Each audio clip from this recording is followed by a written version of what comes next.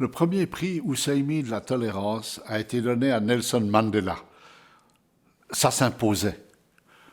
À qui d'autre pouvait-on donner un prix de la tolérance sinon à ce personnage remarquable qui a su passer 27 ans de sa vie en prison sans jamais haïr ceux qui l'y avaient mis et lorsqu'il a eu la victoire, non seulement en leur pardonnant, mais encore en travaillant avec eux.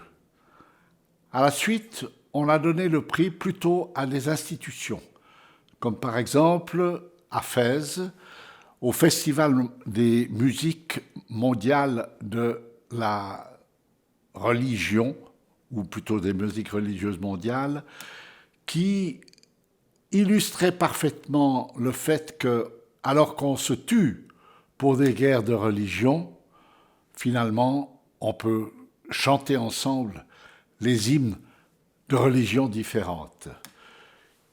C'est un peu dans le même esprit que nous avons donné le 6e prix Husseini de la tolérance aux Journées Orient-Occident du Château-Mercier.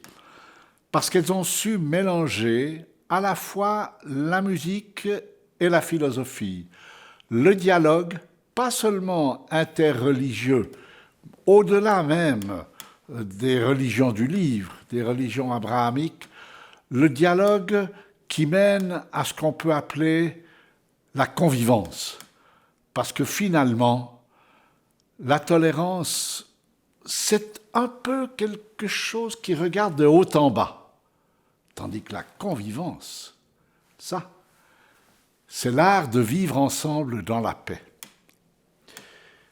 La convivence, il y a une journée, c'est le 16 mai, qui a été prononcée par l'ONU comme la journée de l'art de vivre ensemble dans la paix. J'aurais préféré qu'on l'appelle la journée de la convivence. C'est un mot qui a été admis par l'Académie française en 2004.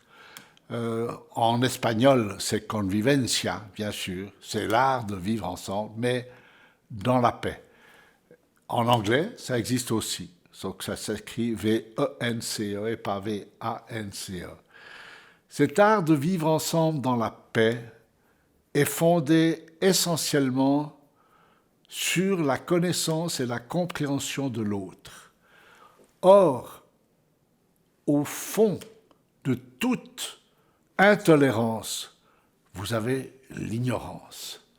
Et en réalité, la réponse, la seule réponse qu'on puisse donner à l'intolérance, c'est l'éducation.